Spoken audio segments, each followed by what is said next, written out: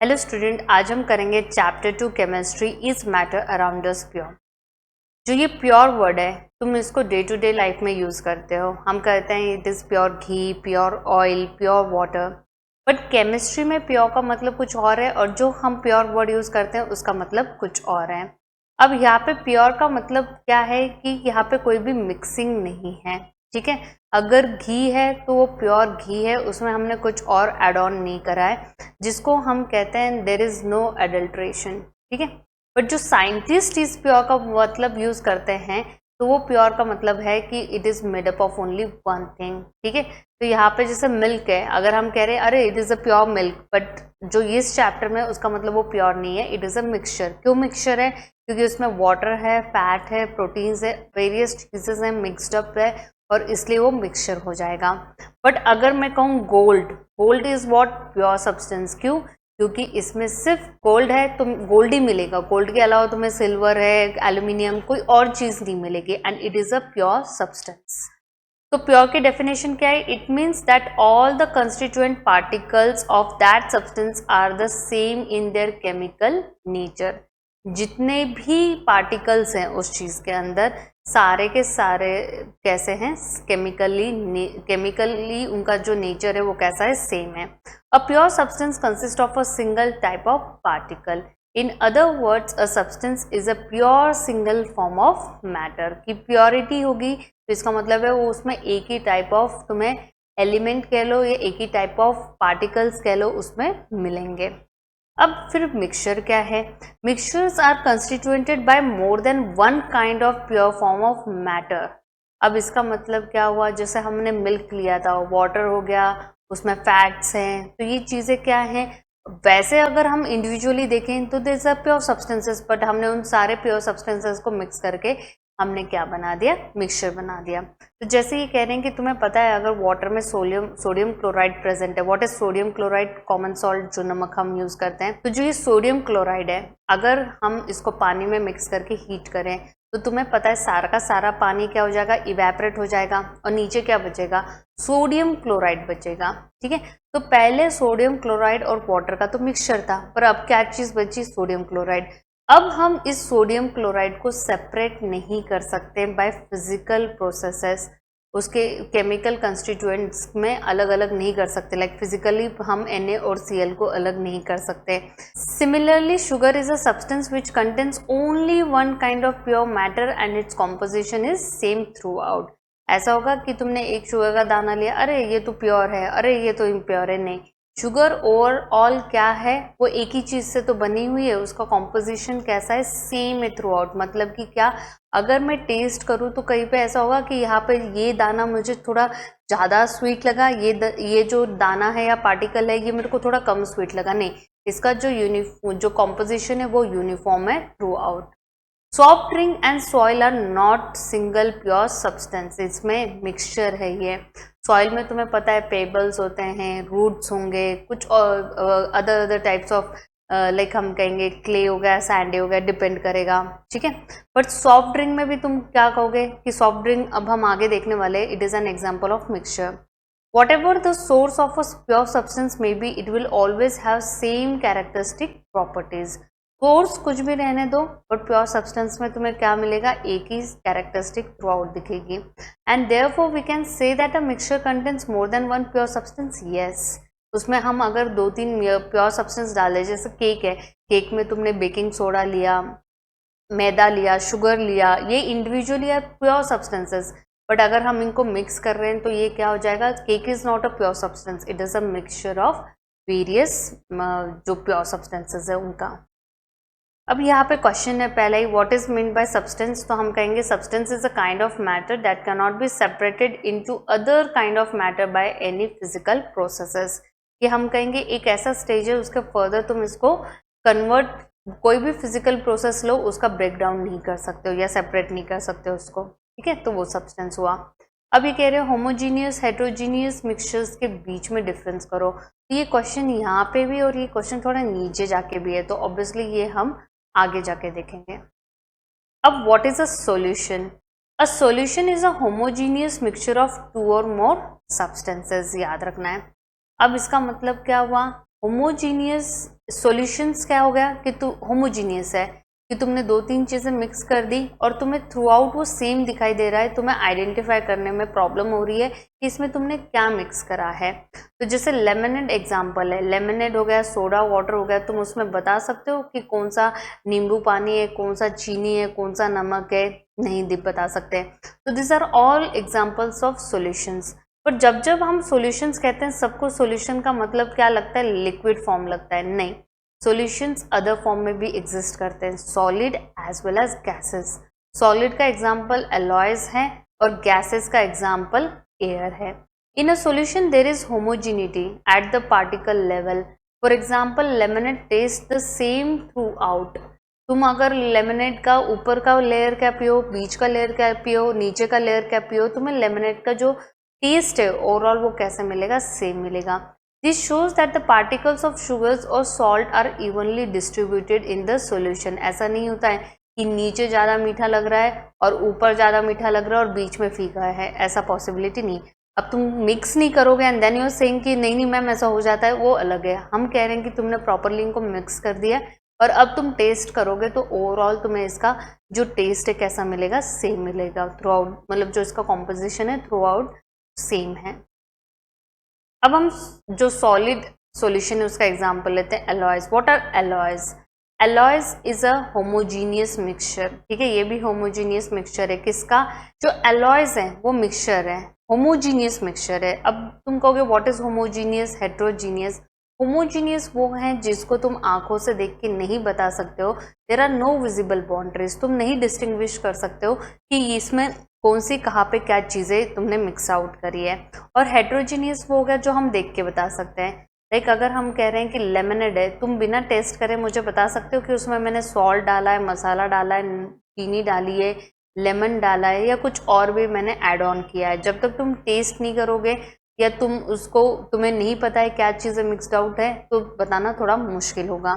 Heterogeneous में क्या है कि तुम देख के भी बताओगे। जैसे एग्जांपल भेल ले लो, भेल खाई होगी तुम लोगों ने, तो तुम्हें पता है कि इसमें मुरमुरे हैं, इसके अंदर जो टमाटर है, प्याज है, क्या क्या डाल रखा है तुम देख के बता सकते हो। सॉइल में तुम देख के बता सकते हो। तो हमारा जो होमोजीनियस मिक्सचर है उनको हम देख के नहीं बता सकते कि क्या मिक्सड है, और हेट्रोजीनियस वो है जिसको हम देख के बता सकते हैं कि हमने उसमें क्या क्या मिक्सड अप कर रखा है। Alloys are mixture of two और मोर मेटल्स और मेटल एंड नॉन मेटल। चाहे तुम मेटल को मिला के बना रहे हो या मेटल नॉन मेटल को बना के मिला रहे हो, and cannot be separated into their components by physical method. Physically हम उनको सेपरेट नहीं कर सकते हैं। तो steel is an alloy, stainless steel जो हम कहेंगे, जो हम घर में बर्तन यूज करते हैं, दिस आर स्टेनलेस स्टील। अब इसमें क्या है कि वेरियस तुमने मेटल्स को मिक्स करके स्टील बनाया है, बट हम इसमें से निकाल नहीं सकते कि कौन सा तुम्हारा आयरन है, कौन सा क्रोमियम है या कौन सा उसमें क्या डाल रखा है। वो कैसे हम उसको निकाल सकते हैं? लाइक हमारे पास कोई फिजिकल प्रोसेस नहीं है जिससे हम इनको सेपरेट आउट कर सकते हैं। But still an alloy is consider as a mixture because it shows the properties of its constituent. उसमें तुम्हें आयरन की प्रॉपर्टीज मिलेगी जो कि स्ट्रेंथ है, क्रोमियम की प्रॉपर्टीज मिलेंगी जो कि शाइनीनेस है। तो ओरिजिनल की प्रॉपर्टीज उसमें शो होती हैं और उसका जो कॉम्पोजिशन है वो वेरिएबल है, मतलब थ्रू आउट द सेम है। अब इन्होंने एग्जाम्पल में ब्रास दिया है तो तुम्हें ब्रास का कॉम्पोजिशन या ब्रास का जो कॉम्पोजिशन है वो याद रखना पड़ेगा कि उसमें 30% जिंक होता है एंड 70% कॉपर होता है। जब जब हमें ब्रास बनाना होगा तो हम ऐसे इनकम मेटल्स का प्रोपोर्शन लेंगे एंड उसको बनाएंगे। तो alloy is an example of solid solution. A solution has a solvent and solute. अब तुमने जब से लेमनेड बनाया, तुमने लेमनेड हो गया, ठीक है, लेमनेड या लेमन मतलब जो लेमन हो गया, ठीक है, और जो शुगर हो गया, सॉल्ट हो गया, ये सारी की सारी तुमने चीज़ें किस में डाली? वाटर के अंदर डाली। तो जिसमें तुम मिक्स कर रहे हो उसको हम सॉल्वेंट कहते हैं और जिसको मिक्स कर रहे हो उसको सोल्यूट कहते हैं। तो दिस आर ऑल सोल्यूट के example and water is an example of solvent. तो सॉल्यूशन में हमेशा दो चीजें होंगी, solute and solvent. The component of the solution that dissolves the other component in it is called solvent. तो ये solvent की डेफिनेशन है। The component of solution that is dissolved in the solvent is called the solute. अब हम examples देखेंगे। तो already हम sugar को अगर हमने वाटर में मिक्स करा, it is a liquid solution, फिर लिक्विड सॉल्यूशन का और क्या एग्जांपल है, टिंचर ऑफ आयोडीन। याद रखना है अल्कोहल जो है वो हमारा लिक्विड है, आयोडीन सॉलिड है, ठीक है। हमने आयोडीन को अल्कोहल में मिक्स करा है, तो alcohol is solvent and iodine is solute. फिर इसके बाद में एरिएटेड ड्रिंक्स हैं, जैसे सोडा वाटर। मैं ऑब्वियसली ऊपर भी बता चुकी थी तुम्हें कि soda water is a mixture. किसका मिक्सचर है वो, कार्बन डाइऑक्साइड को हम वाटर के अंदर मिक्स करते हैं, ठीक है। तो again it is an example of liquid, जो लिक्विड सॉल्यूशन है। हम सॉलिड सॉल्यूशन का ऊपर ब्रास एग्जांपल देख चुके हैं, और अब है जो हमारा गैस सॉल्यूशन है। Air is a mixture of gas in gas. Air is a homogeneous mixture. अभी रूम में या तुम्हारे घर में गैसेस प्रेजेंट है, क्या तुम मुझे बता सकते हो मैम ये ऑक्सीजन है, ये कार्बन डाइऑक्साइड है, ये सल्फर डाइऑक्साइड है, कोई भी गैसेस है, तुम नहीं आइडेंटिफाई कर सकते। इट इज अ होमोजीनियस, मतलब हम आंखों से उनको डिस्टिंग्विश नहीं कर सकते हैं। तो और वैसे ही इन जनरल हमें पता है कि नाइट्रोजन 78% प्रेजेंट होता है, 21% ऑक्सीजन प्रेजेंट होता है, और बचा हुआ परसेंटेज तुम्हारी अदर गैसेस होती है। तो एयर इन एयर, जो ये एयर का मिक्सचर है, it is an example of gas solution, ठीक है। तो तुम्हें 3 टाइप्स ऑफ सॉल्यूशंस के एग्जांपल्स पता चल गए होंगे। अब हम प्रॉपर्टीज ऑफ सॉल्यूशंस देखते हैं। पहले हमें पता चल गया है कि कोई भी सॉल्यूशन रहने दो, सॉलिड, लिक्विड, गैस, याद रखना है इट इज होमोजीनियस। पार्टिकल्स कैसे हैं, they are smaller than nanometer. n का मतलब है 10⁻⁻, that is nanometer in diameter. So they cannot be seen by naked eyes. मैंने बताया ना हम देख के नहीं डिस्टिंग्विश कर सकते हैं।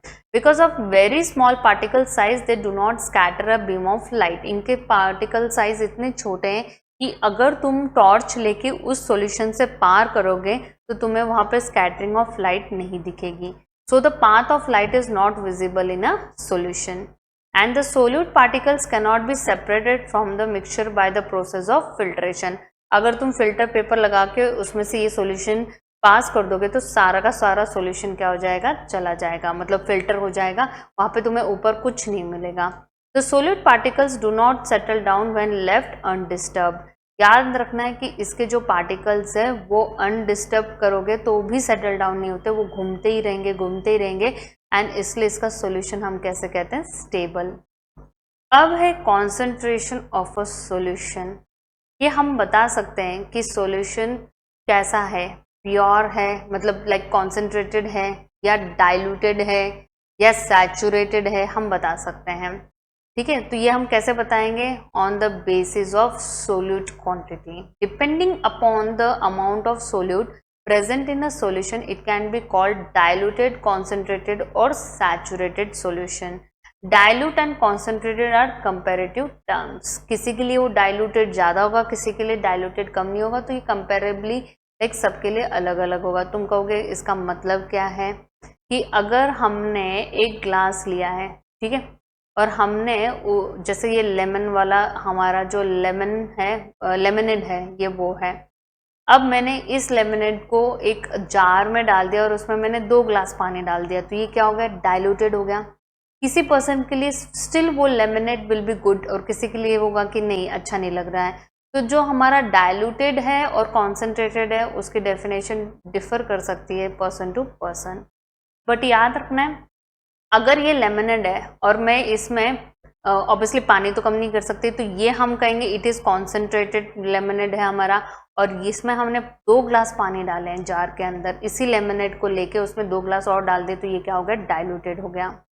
अब ये कह रहे हैं is the amount of salt and sugar और barium chloride that can be dissolve in water at a given temperature the same. अब हम करेंगे एक्टिविटी 2.3। ये कह रहे हैं कि 50 ml ऑफ वाटर लो, 2 बीकर्स में अलग अलग, add salt in 1 beaker and sugar or barium chloride in the second beaker with continuous stirring. When no more solute can be dissolved, heat the contents of the beaker to raise the temperature by about 5 degrees Celsius. Start adding the solute again। उन्होंने कहा है 2 beaker लो 50 ml के पानी के, एक में salt डालो, एक में बेरियम क्लोराइड या शुगर डाल दो और उनको स्टर करते रहो।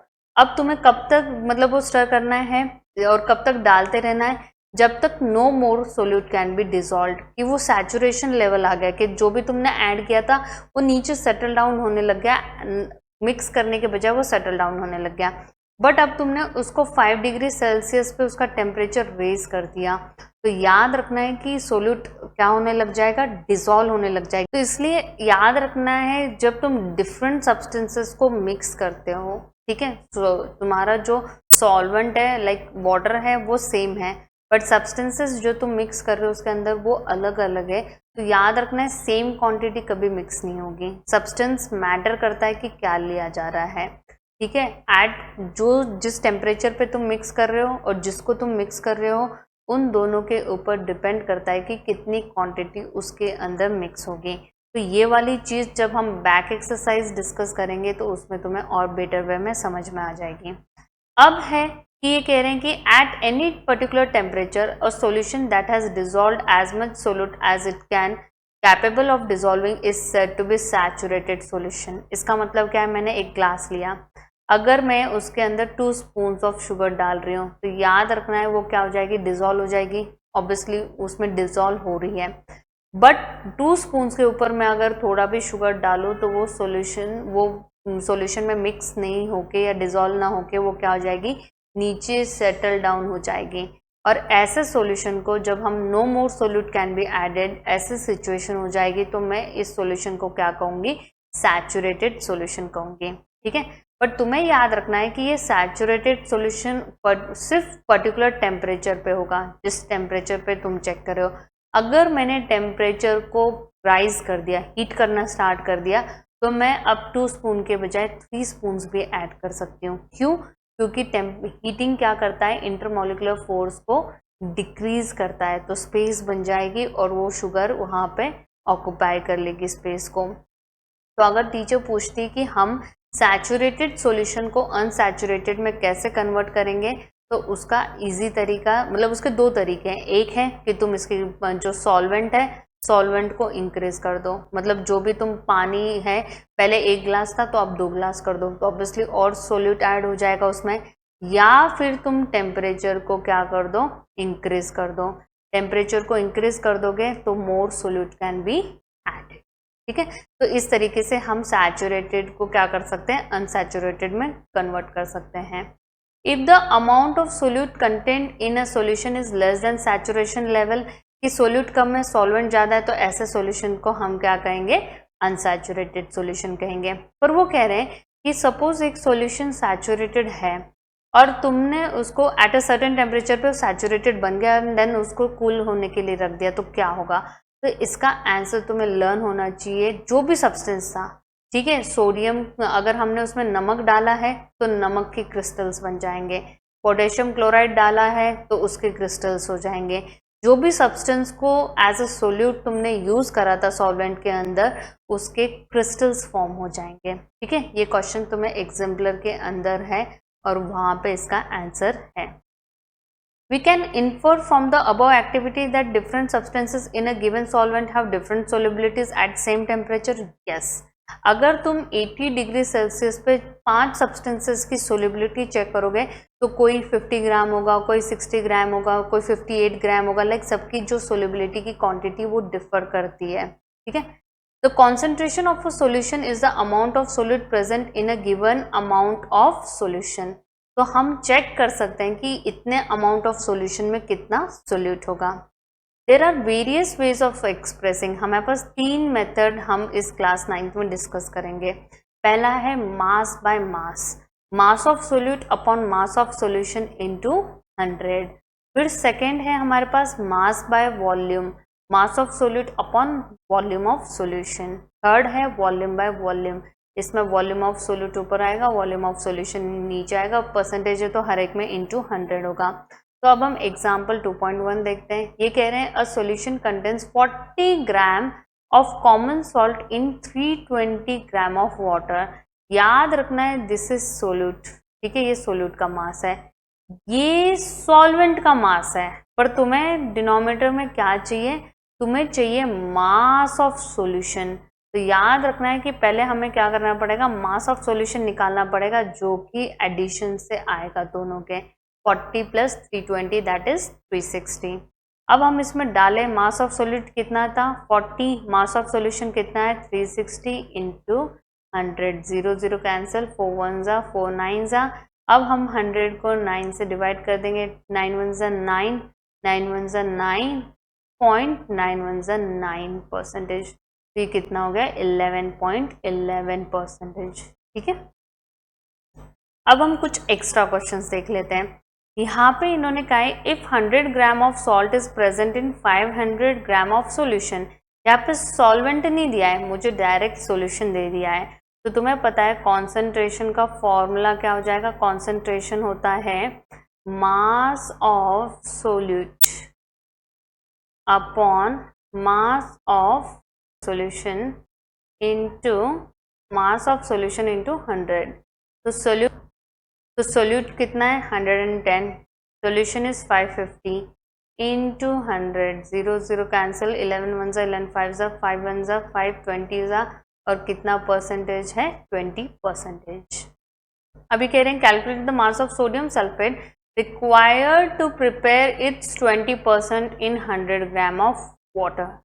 अब हमें कॉन्सेंट्रेशन दे रखा है और मास ऑफ सोल्यूट मांगा है और मास ऑफ सॉल्यूशन भी नहीं दे रखा है। ठीक है, तो मुझे मास ऑफ सॉल्यूशन निकालना पड़ेगा, जो कि आएगा मास of solute plus mass of solvent. Solute मैंने x कंसिडर करा है, सॉल्वेंट मुझे 100 दे रखा है, यहाँ पे आएगा इनटू 100। तो अब कॉन्सेंट्रेशन 20 दे रखा है, मास of solute is x, solution हमने x प्लस 100 निकाला है इनटू 100। तो अगर हम क्रॉस मल्टीप्लिकेशन करेंगे तो यह आ जाएगा 20 into x plus 100 is equals to 100x। तो यह आ जाएगा 20x plus 2000 is equals to 100x। ठीक है, तो यह आ जाएगा 2000 is equals to 80x, 2000 divided by 80 is equals to x, 0 0 cancel, 200 ज़ा 2 4 ज़ा, और ये आ जाएगा 25 ग्राम। कितना सोल्यूट यूज़ करना पड़ेगा हमें 25 ग्राम। अब ऐसे ही नेक्स्ट क्वेश्चन है how much water should be added 12% ml of alcohol to obtain 20% of alcohol solution. How much water बोला है, तो ये मुझे मांग रहे हैं वॉल्यूम कह लो। ठीक है, वॉल्यूम ऑफ सॉल्वेंट मांग रहे हैं, ना कि सॉल्यूशन मांग रहे, पर हमें पहले सॉल्वेंट ही निकालना पड़ेगा। तो हम लिखेंगे concentration is equals to volume of solute upon volume of solution into 100। Concentration हमें 12% दे रखा है, वॉल्यूम ऑफ सोल्यूट हमें 12 ml दे रखा है, और सॉल्यूशन में से सॉल्वेंट को हमने x माना है, तो ये x प्लस हमारा जो सोल्यूट है 12 इंटू 100 आ जाएगा। अब हम इसका क्रॉस मल्टीप्लिकेशन कर लेंगे, 12 into x plus 12 into equals to 1200। तो ये आ जाएगा x plus 12 is equals to 1200 divided by 12 which is 100 आ जाएगा। x plus 12 is equals to 100, तो x is equals to 100 minus 12 आ जाएगा, तो 10 minus 2 is this is 88 gram. तो हम जब हम 12 ml ऑफ अल्कोहल ले रहे हैं तो हमें वाटर कितना लेना पड़ेगा 88 gram to make a solution of 12%। अब ये लास्ट वाला कर लेते हैं। A solution contains 5.6 ml of alcohol mixed with 76 ml of water. तो अगेन वॉल्यूम ऑफ सॉल्यूशन नहीं है हमारे पास, तो विच विल बी 5.6 प्लस 76, तो ये आ जाएगा 81.6। ठीक है, अब हमें क्या करना है, हमें कॉन्सेंट्रेशन निकालना है, तो वो आएगा volume of solute. Volume of solute कितना है 5.6, सॉल्यूशन इज 81.6 इंटू 100, तो ये आ जाएगा 56 डिवाइडेड बाई 816 इंटू 100, हमने डेसिमल्स हटा लिए, ये आ जाएगा 28 अपॉन 2 4 8 0 2 8 16, फिर ये आ जाएगा 102 और ये आ जाएगा 7, तो ये सिंपली हो गया 7। अब हम इसको भी डिवाइड कर लेते हैं, ये आ जाएगा 51 और ये आ जाएगा अब हम इसको डिवाइड कर लेंगे। हम यहाँ पे 51 350 6 करेंगे, 6 1 6 6 5 13 10 - 6 is 4 44। अब हम करेंगे 5 7 51 7 करेंगे तो 7 1 7 7 5 35 8 1 8 8 5 40 हो जाएगा। तो ये आ गया 10 - 8 2। तो यहाँ पे भी आ जाएगा अगेन 320 और ये 6 आ जाएगा, तो ये है 6.86। तो हमारा कॉन्सेंट्रेशन कितना है 6.86%। अब हम देखेंगे what is a suspension. Non homogeneous system है, ठीक है, देखने में हमें होमोजीनियस लगेगा, नॉन होमोजीनियस सिस्टम है, देखने से ही हम बता सकते हैं कि इसके अंदर क्या क्या प्रेजेंट है। In which solids are dispersed in liquids are called suspension. A suspension is a heterogeneous mixture in which solid particles do not dissolve but remain suspended, मतलब कि हम उनको देख सकते हैं throughout the bulk of the medium. Particles of suspension are visible by naked eyes. और properties का suspension की, एक तो ये हेट्रोजीनियस है, नेकेड आइज से इसके पार्टिकल्स हमें दिख जाएंगे। फिर हमें यहाँ बता रखा है कि अगर यहाँ पे अगर अब तुम टॉर्च लोगे और लाइट को पास करोगे तो तुम्हें स्कैटरिंग ऑफ लाइट यहाँ पे दिखेगी एंड ये तुम्हें प्रॉपर पाथ विजिबल होगा यहाँ पे, ठीक है। तो सोलिड पार्टिकल सेटल डाउन, अगर तुम उसको अनडिस्टर्ब रखोगे तो पार्टिकल सेटल डाउन हो जाएंगे। लाइक तुम एग्जांपल ले लो ना कि मिट्टी का पानी है, तो अगर तुम सेटल डाउन मतलब अगर तुम उसको अनडिस्टर्ब रखोगे तो मिट्टी सारी नीचे सेटल डाउन हो जाएगी, पर जैसे तुम उस ग्लास को अगेन शेक करोगे तो मिट्टी क्या हो जाएगी, उसके जो पार्टिकल्स हैं वो उसके अंदर मूव करना स्टार्ट कर देंगे। और इसलिए हम ऐसे इसको क्या कहते हैं, अनस्टेबल सॉल्यूशन कहते हैं हम इसको। दे कैन बी सेपरेटेड, अगर अब मैं फिल्टर रख दूं, फिल्टर पेपर रख दूं और मैं उससे पास करूं तो तुम्हें पता है कि उसके जो सोल्यूट्स हैं वो हमें ऊपर मिल जाएंगे और जो हमारा सॉल्यूशन है या सॉल्वेंट है वो पास ऑन हो जाएगा।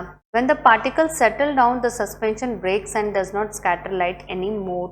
जब इसको तुम अनडिस्टर्ब रखते हो और पार्टिकल सेटल डाउन होते हो, अब अगर तुम टॉर्च की लाइट वहां से पास करोगे तो तुम्हें शायद टिंडल इफेक्ट ना दिखेंगे। क्यों नहीं दिखेंगे? क्योंकि जो सोल्यूट है वही नहीं है, जो सोल्यूट के पार्टिकल्स होते हैं ना वो ये स्कैटरिंग का काम करते हैं। जब वो नीचे सेटल डाउन है और ऊपर है ही नहीं प्रेजेंट तो स्कैटरिंग करेंगे कहाँ से। अब है what is a colloid solution. The particles of colloid are uniformly spread throughout the solution. जैसे कि लगने में हमें लगेगा it is a homogeneous mixture but actually it is heterogeneous mixture due to relatively smaller size of particles as compare to that of a suspension. पर इसके size ना suspension से छोटे हैं और इसके वजह से मैंने कहा ना कि हमें होमोजीनियस लगता है but they are in nature heterogeneous. But actually a colloidal solution is heterogeneous mixture, for example milk। But इसके जो small size of colloidal particles है जो हमें नेकेड आइज से नहीं दिखाई देते, इसके वजह से हमें वो होमोजीनियस लगता है। But this particles can easily scatter a beam of visible light. पर ये इतने तो बड़े हैं कि जो स्कैटरिंग ऑफ लाइट कर सकते हैं। This scattering of a beam of light is called the Tyndall effect after the name of scientist who discovered this effect. तो जब जब हम लाइट को पास कर रहे हैं और स्कैटरिंग हो रही है तो हम उस इफेक्ट का एक स्पेशल नाम रख दिया है, that is Tyndall effect.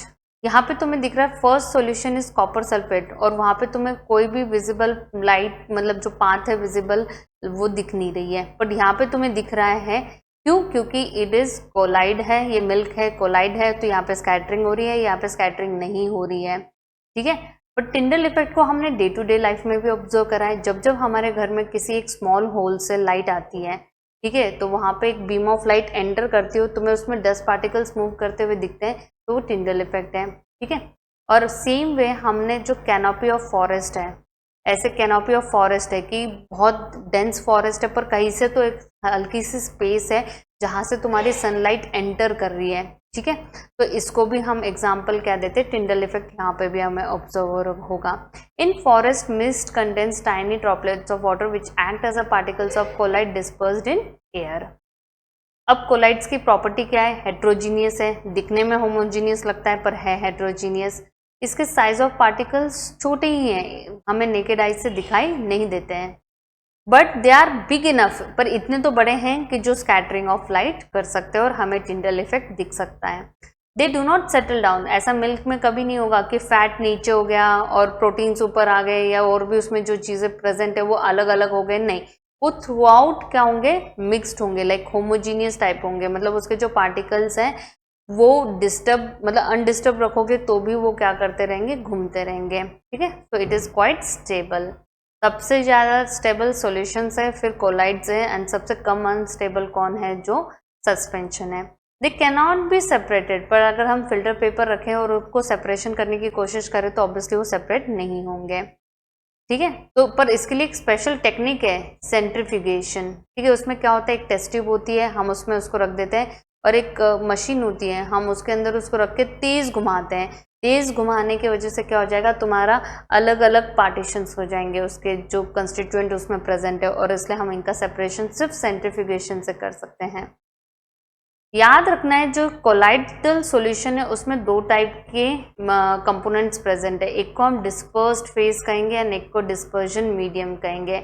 Solute like component, solute है तो हम उसको डिस्पर्स्ड क्या कहेंगे, the dispersed particles in a colloid in the form of dispersed phase, and the component in which the dispersed phase is suspended is known as dispersing medium. तो हम कह सकते हैं डिस्पर्सिंग मीडियम तुम्हारा क्या है, सॉल्वेंट है, और डिस्पर्स्ड फेज क्या है, सोल्यूट है, ठीक है। इनके लिए एक नया नाम आ गया है और उसके लिए तुम्हें ये टेबल लर्न होनी चाहिए, ठीक है। यहाँ पे डिस्पर्स्ड फेज बता रखा है, मीडियम बता रखा है, उससे क्या टाइप बनता है कोलाइड का वो बता दिया और इसके एग्जाम्पल्स बता दिए हैं। यहाँ पे मैंने एक क्वेश्चन दिखा रखा है, पेपर में ऐसे क्वेश्चन आएंगे, ठीक है। तो यहाँ पे टीचर इसमें से कोई भी क्वेश्चन पूछ लेगी तो वो कहेंगी कि बताओ मिल्क हो गया, स्पंज हो गया, चीज़ हो गया, इनमें क्या तुम्हारे डिस्पर्स फेज है, क्या डिस्पर्सिंग मीडियम है, ये बताओ, ठीक है। तो तुम्हें इसके लिए टेबल लर्न होनी चाहिए। कई बार टीचर कहेगी बताओ ऑटोमोबाइल एग्जॉस्ट किसका एग्जाम्पल है, एरोसोल, उसमें बताओ क्या डिस्पर्सिंग फेज है, क्या डिस्पर्सिंग मीडियम है। तो तुम्हें क्वेश्चन कैसे भी वाइस वर्सा पूछा जा सकता है, तो तुम्हें ये पूरी की पूरी टेबल लर्न होनी चाहिए। अब है differentiate between homogeneous and heterogeneous mixtures. तो मैं ऑलरेडी डिस्कस कर चुकी हूँ होमोजीनियस हेट्रोजीनियस। होमोजीनियस वो है जिसके पार्टिकल्स हमें नेकेड आइज से नहीं दिख सकते, हेट्रोजीनियस में हमें दिखेंगे। होमोजीनियस में जो ये है वेरिएबल कॉम्पोजिशन है वो थ्रू आउट कैसा है, यूनिफॉर्म है, हेट्रोजीनियस में ऐसा नहीं है, ठीक है। तो और एग्जांपल्स दे दोगे, होमोजीनियस में हम शुगर का सॉल्यूशन दे देंगे, हेट्रोजीनियस में तुम लोग सस्पेंशन का कोई भी एग्जांपल दे दो कि सॉइल मिक्सड इन वाटर, ठीक है। फिर यहाँ पे इनके प्रॉपर्टीज़ का डिफरेंस लिखना है, तो वो डिफरेंस यहाँ पे मेंशनड है, तो ये डिफरेंस तुम देख सकते हो, तो एग्जांपल्स लिख सकते हो, उनकी प्रॉपर्टीज़ मेंशन कर सकते हो। और एक न्यूमेरिकल है जिसमें वो कह रहे हैं to make a saturated solution 36 gram of sodium chloride is dissolve in 100 gram of water. तो अगेन हमें सॉल्यूशन नहीं दे रखा है, मतलब लाइक जो मास ऑफ सॉल्यूशन है वो नहीं दे रखा है, तो सॉल्यूशन 36 प्लस 100 हो गई वो 136 हो जाएगा। मास ऑफ सोल्यूट इज 36, इसको डिवाइड करेंगे, कैलकुलेट करोगे तो 26.4% हो जाएगा। अब आते हैं फिजिकल एंड केमिकल चेंजेस पे। देखो जो चीज़ें हमें ऑब्जर्वेशन से पता चल सकती है, देख के हम बता सकते हैं, दिस आर फिजिकल प्रॉपर्टीज, ठीक है। तो ये कह रहे हैं जो कलर हो गया, हार्डनेस हो गया, rigidity, fluidity, density, melting point, boiling point, ये सारे फिजिकल प्रॉपर्टीज हैं। The interconversion of states is a physical, जो तुम्हें पता है ना, solid to gas, gas to liquid, या फिर सॉलिड टू लिक्विड, ये जो हमने फर्स्ट चैप्टर में पढ़े, this are all examples of physical change, because this change can occur without a change in composition and no change in the chemical nature of the substance। वहाँ पे कोई new substance नहीं बन रहा है, बस उनके स्टेट चेंज हो रहे हैं। Although ice, water and water vapours all look different and display different physical properties, they are chemically same, पर उनकी केमिकल प्रॉपर्टीज कैसी है, सेम है। Both water and cooking oil are liquid but their chemical characteristics are different, chemically वो अलग है पर है दोनों liquid. They differ in odour and, मतलब पानी जल्दी आग नहीं पकड़ता, ऑयल जल्दी आग पकड़ लेता है, तो इनकी इनफ्लेमेबिलिटी पे भी क्या हो जाता है, डिफरेंस आता है। We know that oil burns in air whereas water extinguishes fire. It is the chemical property of oil that makes it different from water. Burning is a chemical change. During this process, one substance reacts with another to undergo a change in chemical composition. अगर तुम paper को जलाओगे तो it is a chemical change. Chemical change brings change in the chemical properties of matter and we get a new substance, ठीक है। A chemical change is also called as chemical reactions जो कि तुम class 10th में भी पढ़ने वाले हो। During burning of a candle, याद रखना है कैंडल एक ऐसा एग्जाम्पल है जिसमें हमें फिजिकल चेंज भी दिखाई दे रहा है, केमिकल चेंज भी दिखाई देता है। फिजिकल तो तुम्हें दिख ही रहा है कि वैक्स जो है वो मेल्ट हो रहा है, और केमिकल क्या है, जो अंदर की विक है वो जलती है, ठीक है, तो वहां पे केमिकल रिएक्शन हो रहा है। अब ये तो इजी है, तुम केमिकल और फिजिकल चेंज में मतलब क्लासिफिकेशन कर सकते हो। Cutting of trees, melting of butter in a pan, rusting of अलमीरा, ठीक है। तो यहाँ पे हमें दिख रहा है कि कटिंग ऑफ ट्रीज जो है, पैन में बटर मेल्ट करना, स्टीम वाटर को बॉईल करना, ठीक है, कॉमन सॉल्ट को डिजोल्व करना, फ्रूट सलाद को making a fruit salad with raw fruits, ये सारे फिजिकल चेंज है, और ये सारे क्या है तुम्हारे केमिकल चेंज है। अब ये कह रहे हैं what are the types of pure substances. हमने सब्सटेंसेस क्या है ये पढ़ लिया, पर उसमें से प्योर कौन सा है, तो प्योर आइदर एलिमेंट्स होंगे या कंपाउंड्स होंगे। एलिमेंट्स में भी कई टाइप्स है, metals, non metals and metalloids हैं, ठीक है। तो यहाँ पे इन्होंने प्रॉपर्टीज बता रखी है। मेटल्स की प्रॉपर्टीज तुम लोगों को पता है, दे आर लस्टर्स, उनके कलर्स होते हैं, हीट एंड इलेक्ट्रिसिटी के गुड कंडक्टर्स होते हैं, डक्टाइल है जिनकी वायर बना सकते हो, मेलिएबल जिनकी थिन शीट्स बना सकते हो, सोनरस है जब तुम हीट करोगे तो साउंड आएगा, ठीक है। तो gold, silver, copper, iron, sodium, potassium etcetera, ये इनके सारे क्या है सॉलिड एग्जाम्पल्स है मेटल्स के। बट मर्क्यूरी एक ऐसा मेटल है जो लिक्विड फॉर्म में एग्जिस्ट करता है। फिर नॉन मेटल्स क्या है, जो ये प्रॉपर्टी शोज करते हैं, उनके कलर्स अलग अलग होंगे, they are poor conductors of heat and electricity, they are non lustrous, चमकीले नहीं होते हैं, सोनरस भी नहीं होते हैं, मेलिएबल भी नहीं होते हैं, ठीक है। फिर यहाँ पे एग्जांपल्स में तुम्हें याद रखना है, कुछ सॉलिड होंगे, कुछ लिक्विड होंगे, कुछ गैसेस होंगे, तीनों स्टेट हमें इसमें दिखाई देते हैं। तो इनके ऊपर क्वेश्चन कैसा आएगा, ऐसा एग्जाम्पलर में क्वेश्चन है, वो पूछेंगे नेम अ लस्ट्रस नॉन मेटल, मतलब कि दीज आर एक्सेप्शनल केसेस, कुछ ऐसे मेटल्स, नॉन मेटल्स है जो कि वो प्रॉपर्टी दिखा देते हैं जो उन्होंने नहीं दिखानी है। तो तुम्हें ये क्वेश्चंस लर्न होने चाहिए कि लस्ट्रस नॉन मेटल आयोडीन है, बाकी सारे कैसे हैं वहाँ पे नॉन लस्ट्रस हैं। Name a non metal which exist liquid at room temperature, ये हमारे क्वेश्चन मतलब टेक्स्ट बुक में भी गिवन है, ब्रोमाइन है। फिर ये कह रहे हैं कि allotrope form of a non metal, ठीक है, जो गुड कंडक्टर है, ग्रेफाइट कार्बन का एलोट्रॉप है, बट वो स्टिल क्या कर पाता है, इलेक्ट्रिसिटी कंडक्ट कर पाता है। फिर यहाँ पे लार्जेस्ट नंबर ऑफ कंपाउंड्स कौन बना पाता है, कार्बन बना पाता है, ठीक है। फिर जो कार्बन जैसी और एलोट्रॉपी शो करते हैं वो इसके एग्जाम्पल्स हो गए। एंड फिर कंबशन के लिए तुम्हें पता है ऑक्सीजन यूज होते हैं। तो ये एक्सेप्शनल केसेस कह लो जो हमें पता होनी चाहिए, इनके ऊपर क्वेश्चंस आ सकते हैं। फिर सम एलिमेंट्स ऐसे हैं जो मेटल्स और नॉन मेटल्स की प्रॉपर्टीज शो करते हैं, ठीक है, उनको मेटेलॉइड्स कहते हैं। उनके ये 3 एग्जाम्पल्स हैं, ये लर्न होने चाहिए। और जो मैंने कहा ना कि मर्क्यूरी और ब्रोमाइन एक मेटल है, एक नॉन मेटल है, जो कि लिक्विड फॉर्म में एग्जिस्ट करते हैं, ठीक है। और ये क्या हो गए, जो लिक्विड है gallium caesium become liquid at temperature above 303 kelvin. फिर कंपाउंड्स क्या है, जो केमिकली जो सब्सटेंस हैं जो कि 2 और मोर एलिमेंट से कंपाउंड्स है केमिकली, और उन्होंने एक फिक्स प्रोपोर्शन बना लिया। जैसे H2 है तो हमें पता है हमेशा 2 हाइड्रोजन के एटम्स होंगे और 1 ऑक्सीजन का होगा अगर हमें H2O फॉर्म करना है। So they are in a fix proportion. Mixtures fix proportion में नहीं होते हैं, दे vary as per a test, या जो हमें चाहिए हम एज पर दैट वो मिक्सचर बना सकते हैं। अब यहाँ पे एक्टिविटी 2.4 है। ग्रुप 1 क्या कर रहा है, वो आयरन फिलिंग्स और सल्फर पाउडर को मिक्स कर रहा है, सिर्फ उनका क्रश करके उनको मिक्स कर रहा है। Mix and crush iron filings and sulphur powder, और फिर उसको हीट कर रहे हैं वो। ग्रुप 1 एंड 2 अब मैग्नेटिज्म प्रॉपर्टी को चेक करेंगे, ठीक है, और मैग्नेट को पास में लाएंगे। तो अब इससे क्या कंक्लूजन्स आते हैं, ठीक है। तो पहले इसमें तुम्हें याद रखना है अब इसके बाद में इन्होंने आगे भी हमें बताया कि compare the texture and colours of the material obtained by the groups, add carbon disulphide to one part of the material obtained, stir well and filter, dilute sulphuric acid डालो to the other part of the material obtained, ठीक है। Perform all the above steps with the both elements, iron से भी करना है, sulphur से भी करना है। तो अब ये क्या कह रहे हैं, did the material obtained by the 2 groups look the same, no, क्योंकि एक में तो बस फिजिकली तुमने मिक्स करा और एक में तुमने केमिकल रिएक्शन करा है। Which group has obtained a material with magnetic properties, obviously group A. Can we separate the components of the material obtained, yes, जो ग्रुप ए में है उसको कर सकते हैं, ग्रुप बी का नहीं कर सकते।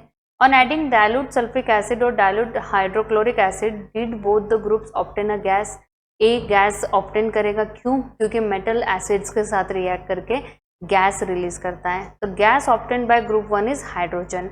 It is colorless, odorless and combustible. It is not advised to do the combustion test for hydrogen. क्यों? क्योंकि हाइड्रोजन इज हाईली फ्लेमेबल, मतलब उसका जो आग मतलब it catches fire very easily. The gas is obtained by group 2 is hydrogen sulphide. ठीक है, it is a colourless gas with the smell of rotten eggs. सड़े हुए अंडों के जैसे स्मेल आएगी। You must have observe that the products obtained by both the group shows different properties, showing different properties though the starting materials were the same. Group 1 has carried out the activity जिसमें सिर्फ physical change हुआ है, group 2 में chemical change, जो कि मैं already ऊपर mention कर चुकी हूँ। The material obtained by group 1 is a mixture of 2 substances, जो कि आयरन एंड सल्फर है, और the properties of the mixture are same as its constituent, मतलब कि जो भी प्रॉपर्टीज है ओरिजिनल को मैच कर रही होगी। और जो हमारा नया बना है आयरन, जो ग्रुप 2 ने बनाया है वो कंपाउंड बन चुका है, ऑब्वियसली उसकी प्रॉपर्टीज डिफर करेगी ओरिजिनल से। On heating the two elements strongly we get a compound which has totally different properties compare to the combining elements. The composition of a compound is the same throughout. ठीक है, वैसे तुम नहीं बता सकते कि यहाँ पे आयरन फिलिंग्स ज़्यादा है या यहाँ पे सल्फर ज़्यादा है, नहीं, थ्रू आउट सेम होती है। And the color of the compound are the same throughout. Thus we can summarize the physical and chemical nature of matter in the following graphical organization. तो यहाँ पे इन्होंने पूरा इसको फ्लो चार्ट टाइप बना दिया है, और यहाँ पे मिक्सचर और कंपाउंड्स का डिफरेंस है। याद रखना है कि मिक्सचर्स में ओरिजिनल कंस्टिट्यूएंट्स की प्रॉपर्टी शो होती है, कंपाउंड्स में नहीं होती है। मिक्सचर फिक्स प्रोपोर्शन में नहीं होता है, कंपाउंड्स फिक्स प्रोपोर्शन या रेशो में होता है। ठीक है, यहाँ पे तुम्हें न्यू सब्सटेंस मिक्सचर में नहीं मिलते, कंपाउंड्स में न्यू मिक्सचर मिलते हैं, तो तुम्हें ये डिफरेंस लर्न होना चाहिए। और अब हम देखेंगे back exercise. First question actually अब हमारे सिलेबस में नहीं है, तो उन्होंने सिलेबस से ये टॉपिक तो हटा दिया, बट ये क्वेश्चन हटाना रह गया। फिर क्वेश्चन 2 में ये इजी है, तुम लोग अपने मन से लाइक आंसर्स लिख सकते हो, और ऐसे क्वेश्चन वो पूछेंगे भी नहीं। Third question is important. यहाँ पे इन्होंने क्या कर रखा है, अलग अलग सब्सटेंसेस दे रखे हैं, ठीक है, और उनकी पर्टिकुलर टेम्परेचर में क्या सोलिबिलिटी है, मतलब कि अगर हम 100 ग्राम्स ऑफ वाटर लें, ठीक है, तो 283 केल्विन पे मैं 21 ग्राम्स पोटेशियम नाइट्रेट डाल सकती हूँ, 36 ग्राम सोडियम क्लोराइड डाल सकती हूँ, 35 ग्राम ये, 24 ग्राम ये, जो हमने पहले टॉपिक पढ़ा था, और मैंने कहा था मैं बैक एक्सरसाइज में समझाऊंगी कि हर सब्सटेंस की अपनी अपनी क्वांटिटी होती है फिक्स्ड अमाउंट ऑफ वाटर में। तो यहाँ पे एक पर्टिकुलर टेम्परेचर तुम देख रहे हो, अलग अलग सोलिबिलिटीज हैं इनकी। अब ये कह रहे हैं what mass of potassium nitrate would be needed to produce a saturated solution of potassium nitrate. ठीक है, potassium nitrate in 50 grams of water at 313 kelvin. अब देखो ये है, जब 313 केल्विन था और मेरे पास 100 ग्राम वाटर था, तो कितना पोटेशियम नाइट्रेट डाला हमने, 62 ग्राम डाला, तो 50 ग्राम में कितना होगा, यूनिटरी मेथड है, तो इसका आधा हो जाएगा, that is 31 gram. Pragya makes the saturated solution of potassium chloride in water at 353 kelvin and leaves the solution to cool. मैंने बताया ना, जब भी तुम सैचुरेटेड सॉल्यूशन को कूल डाउन करोगे तो वहाँ पे उसके क्रिस्टल्स फॉर्म हो जाएंगे। ठीक है, तो crystals of potassium chloride will be obtained, जो भी सब्सटेंस है उसी के क्या हो जाएंगे, क्रिस्टल्स फॉर्म हो जाएंगे। अब ये कह रहे हैं कि 293 में सब, ये 293 है, इसमें सबसे हाईएस्ट सोलिबिलिटी किसकी है, तो मुझे दिख रहा है सबसे ज़्यादा क्या डिजॉल्व हुआ है, 37 ग्राम हुआ है ऑफ अमोनियम क्लोराइड, तो वो उसकी सबसे हाई हम कहेंगे सोलिबिलिटी है। What is the effect of change of temperature on solubility of the salt? मैंने बताया ना, as temperature increases the intermolecular force of attraction जो particles के बीच में वो decrease होता है, एंड जिसके वजह से तुम्हारी और solubility increase हो जाती है। ठीक है, तो as per the temperature solubility also increases। फिर यहाँ पे definitions पूछिए, saturated solution in a given solvent when no more solute can be added at a given temperature, ये लाइन बहुत इंपॉर्टेंट है, is called saturated solution. Pure substance क्या है, only one type of particle से बना हुआ है। कोलाइड की प्रॉपर्टीज लिखनी पड़ेगी, सस्पेंशन की प्रॉपर्टीज लिखनी पड़ेगी, और ईच एंड एवरी वन के एग्जाम्पल्स लिखने पड़ेंगे। होमोजीनियस कौन से हो गए, जो हमें देख के हम आंखों से नहीं बता सकते हैं कि इसमें क्या मिक्सड किया है। हेट्रोजीनियस वो हो गया जो हम आंखों से देख के बता सकते हैं। ठीक है, तो ये एग्जाम्पल्स तुम लोग कर लोगे। How would you confirm that a colourless liquid at given, मतलब जो भी हमें लिक्विड दिया है वो प्योर वाटर है, तो हम उसका बॉइलिंग चेक करेंगे। अगर वो वाटर 100 डिग्री सेल्सियस पे बॉयल हो रहा है तो इट इज़ अ प्योर, और नहीं हो रहा है तो नहीं है। विच of the following pure substances में आता है जो एक ही एलिमेंट से बना हुआ है, वो प्योर सब्सटेंसेस हैं, ठीक है। तो यहाँ पे ये सारे प्योर सब्सटेंसेस के एग्जाम्पल्स हैं। फिर इसके बाद में ये कह रहे हैं कि मिक्सचर्स बताओ, तो याद रखना है sea water and soda water and air are mixture. Sea water, soda water ये लिक्विड सॉल्यूशंस हैं, एयर हमारा गैस सॉल्यूशन है, ठीक है। तो ये मिक्सचर्स हैं। Which of the following will show Tyndall effect, तो यहाँ पे कोलाइडल सॉल्यूशंस कौन से, मिल्क एंड स्टार्च, तो दोनों ही क्या करेंगे, टिंडल इफेक्ट शो करेंगे। फिर यहाँ पे तुम एलिमेंट्स कौन है, कंपाउंड्स कौन है, मिक्सचर कौन है, ये डिफरेंस कर सकते हो, ठीक है। तो जो मेटल्स, नॉन मेटल्स, मेटलॉइड्स है, दिस आर ऑल एलिमेंट्स। जो कंपाउंड्स लाइक दो मेटल्स, नॉन मेटल्स मतलब कंबाइन होकर बनाते हैं, this are compounds. And mixture तो क्या हो गया, सिर्फ कंस्टिट्यूएंट्स को हमने एक मतलब नॉट फिक्स्ड बट एक रेशो, मतलब हमने बस जस्ट मिक्सअप कर दिया। And which of the following are chemical changes, तो ऑब्वियसली तुम्हें पता है जिनको जो जिसमें हमें न्यू सब्सटेंस मिलता है, दिस आर केमिकल चेंजेस, तो यहाँ पे केमिकल चेंजेस है, ठीक है। तो कुछ क्वेश्चंस बहुत बेसिक है, तुम इजीली कर सकते हो। तो मैंने यहाँ पे चैप्टर ख़त्म कर दिया है, तो अब तुम लोगों के कंसेप्ट्स क्लियर होने चाहिए। अगर कुछ भी डाउट है तो comment down below, obviously I will reply it, and subscribe the channel for more helpful videos. Thank you.